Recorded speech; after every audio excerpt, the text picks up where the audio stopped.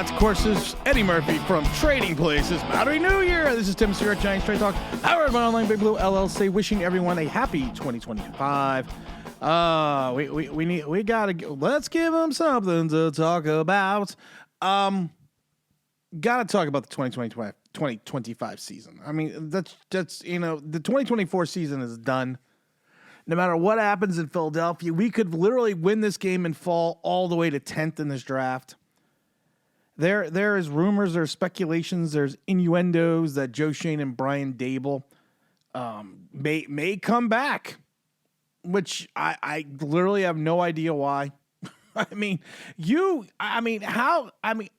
How bad do you have to be at your job to sit there and tell you that you're god awful at it, but we're gonna let you continue to do it.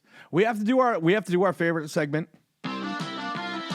Stupid Giant Twitter post. Oh, and this one goes to Paul Schwartz. It says, if the Giants wanted to tank for the number one pick, they could have told Malik Neighbors to sit out. He played.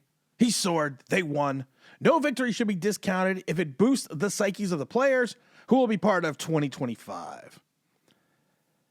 There's actually two stupid Giant Twitter posts, but I'm gonna go with this one for right now. As a former Division III and Division I player, I can tell you a garbage win in a 3-win season is not going to propel you or give you any hope into the 2025 season because of the fact that no one's going to remember it, and a large portion of these players aren't even going to be here. It's just the way it is. Plain and simple. But hey, you know what? We had a tie for this one, so hold on.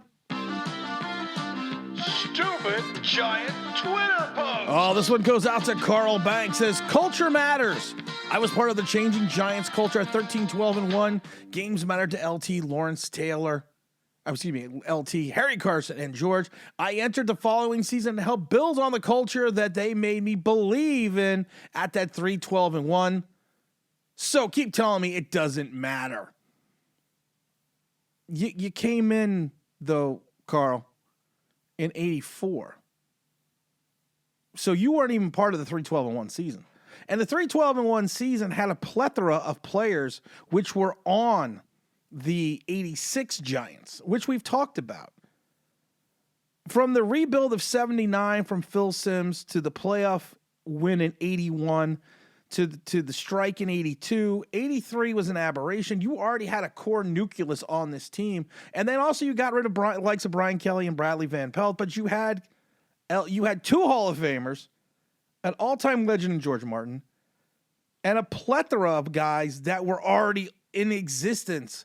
3-12-1 was an aberration because of the fact that Bill Parcells even mentioned he didn't listen to his own gut. He didn't listen to his own instinct. He listened to everyone else.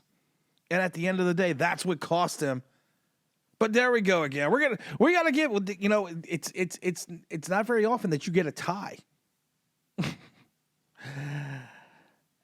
Joe Schoen, how wrong can you literally be about everything?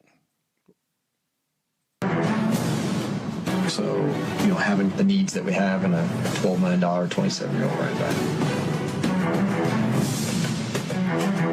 We got to upgrade the offensive line, and you're paying the guy $40 million. It's not to hand the ball off to a $12 million back. This is the year for Daniel. What's the latest? Just on the Saquon thing. I just got a text that Chicago's driving the price up and Philly's out. I don't know if that's true or not. Which I don't know if I'll make a couple of calls. I don't even know if that's gonna happen, but I have a tough time sleeping if Saquon goes to Philadelphia. I'll tell you that. As I've told you, I'm just being honest. I've been around enough players, but he's the most popular player we have by far. Yeah. Oh, it's amazing that you can literally be terrible at your job, get everything god awful wrong, and then we have to sit there and say, well, you know what? We should bring him back, so we have to keep the continuity for year 4. So you want a desperate general manager who needs to win, at the helm of your team for a rebuild, which he already screwed up 3 years ago.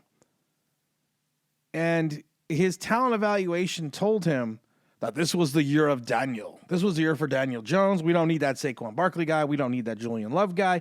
We don't need that our favorite King of the almost sack. We don't need Saquon Barkley. We don't need Xavier McKinney. We don't need any of these plethora of offensive linemen that were terrible here, but somehow we just let go and they've all of a sudden become competent. And I love it because, like I said, I'm just dying that so many people are like, did this draft save his job? You got to look at this from the totality of his draft. What you're going to look at Malik Neighbors and say, okay, that saved his job. He drafted Malik Neighbors to save the career of Daniel Jones. I'm sorry, but where's Daniel Jones right now? Tyler Nubin, like, to me, should be a linebacker. Everyone's gaga over Phillips, and I've talked to other pro player personnel guys, retired that is, outside of New York, and they're the same way. They're like, we don't see it. We see a guy that's given up almost 80% completion percentage against them for over 10 yards in a plethora of first downs. Theo Johnson, what has Theo Johnson done? The whole thing out of Theo Johnson was coming out of Penn State. All-world talent. The only problem was he just has an issue harnessing that talent and working hard. Tyrone Tracy, nice story, but he's New Orleans Darkwa, He's New Orleans Darkwa who fumbles. He fumbled again the other day. And everyone wants to talk about all those huge runs. He had 19 carries for 59 yards. 40 of those yards came on one carry. So at 18 carries, he had 19 yards. I'm not seeing this. And then you look at his last two drafts before that, most of it's garbage. The worst thing that worst thing I should say John Merrick can do is allow Schoen and Dable back in the fucking building. Turn the key cards off. Because you're going to have a desperate general manager and a desperate head coach trying to fix the team. You don't think they're going to take shortcuts? They are. You saw what happened at 9-7-1. We've gone through it ad nauseum. You start 7-2, but at least 4 of those wins could have gone against you. You finished 2-5-1 the rest of that season. Next year, you follow up 6-11. This year, right now, you are a 3-win team. You have gotten steadily worse each season. And the idea is we're going to turn over the reins to guys that are fighting for their careers, fighting for their NFL jobs.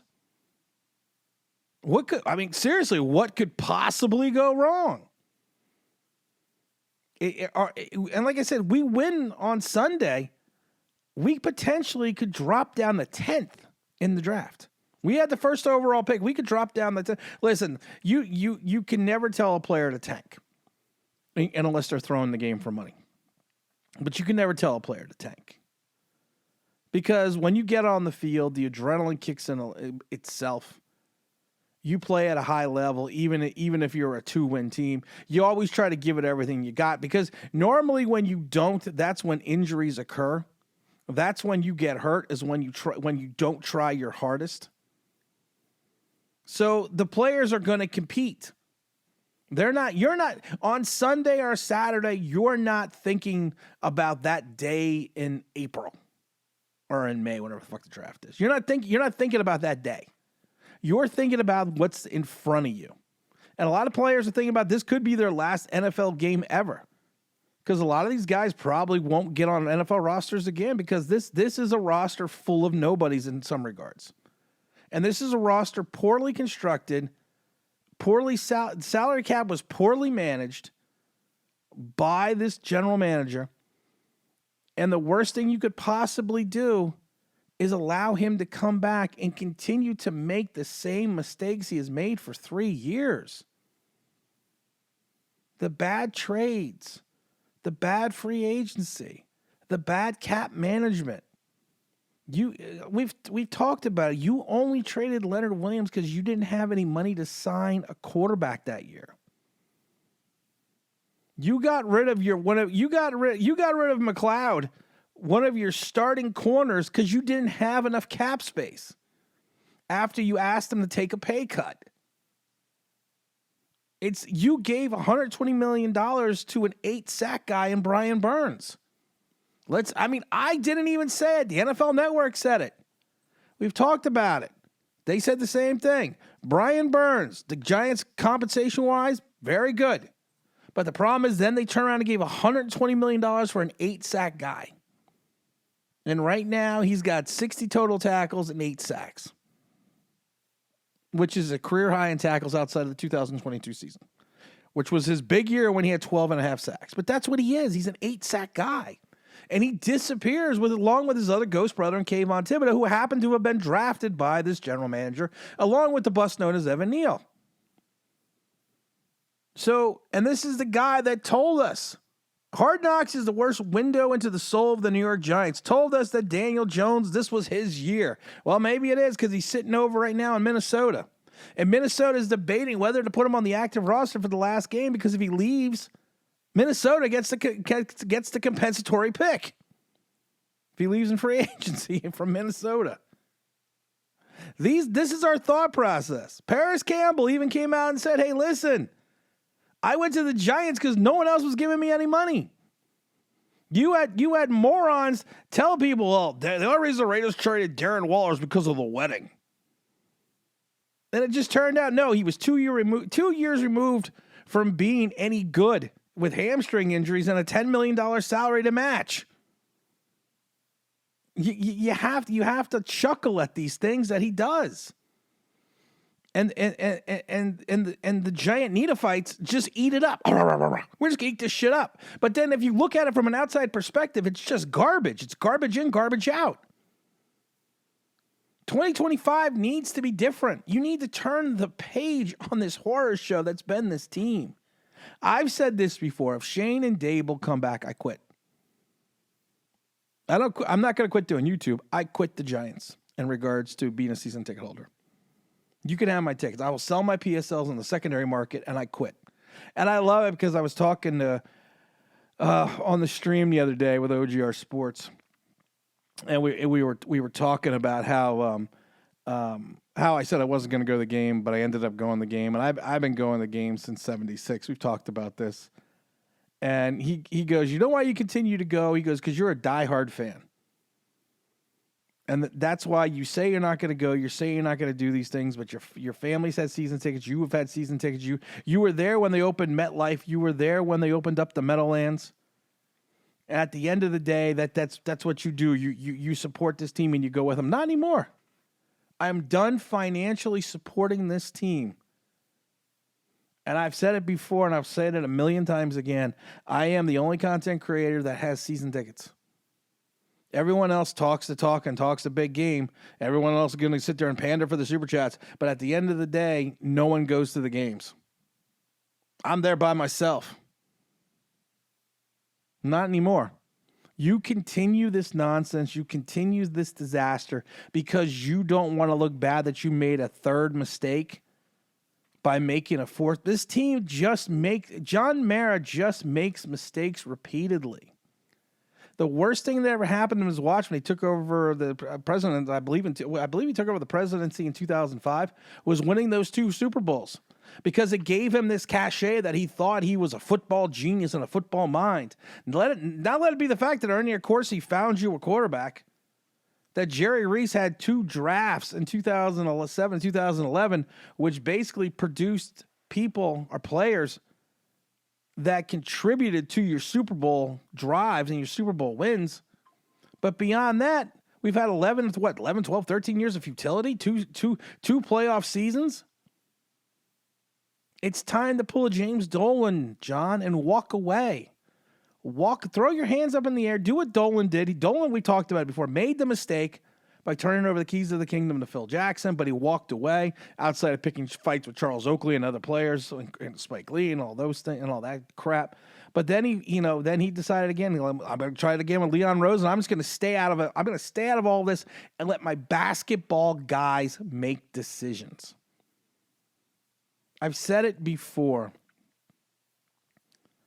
that James Dolan, one of the worst things he ever did was that Carmelo Anthony trade. You gutted the team of you got Amari Stoudemire on the contract. He was having an MVP season. You had this plethora of young talent, and you turned around and you sent it all over to Denver with draft choices to get Carmelo Anthony because it was a fan move. And it was also a move because of the fact that the collective bargaining agreement was changing the next season. And Melo could say whatever he wants. He forced it because, as we said it before, as you become distant from something in your memory, you kind of forget little things. The collective bargaining agreement in the NBA was changing the next season, and Melo would have gotten less money if he signed a free agent contract with the Knicks the following year instead of forcing the trade and signing the extension. So it wasn't it was a fan move to get a guy that, yes, was a great Knick, but really never produced out anything of substance playoff-wise outside of, one season? And he had the help of Tyson Chandler and Amari Stoudemire, excuse me. Pull yourself out of this. Do what Wellington did after the miracle of the Meadowlands. After that Herm Edwards fumble return from Larry Zonkoff with the handoff of Joe Pisarcik, he walked away. He asked Rozelle, "Hey, is there a young guy in this league that we could get as a general manager?" And he pointed them to George Young. Wasn't forced. They weren't forced to hire George Young, but he sat there and said, "Hey, listen, we're going to hire George Young, and I'm going to step back and let George do what he does," and that's what he did. So in 2025, let's make this different. Let's step away and step back. Oh, we're going to have a lot of fun this season, or next season. I don't know. We'll see what happens. But like I said, you bring these two knuckleheads back, I quit. I'll sell my PSLs in the secondary market, and you can keep your fucking tickets because I don't need them. I don't need to continue to have this heartbreak. Like I said, I got to experience the back half of the Andy Robustelli era, and I thought that was bad. This is the worst era in Giants football ever. So you should congratulate yourself for that, John Mayer. And as always, don't forget to like, don't forget to subscribe, don't forget to ring that bell if you want to know why. That'll be awesome.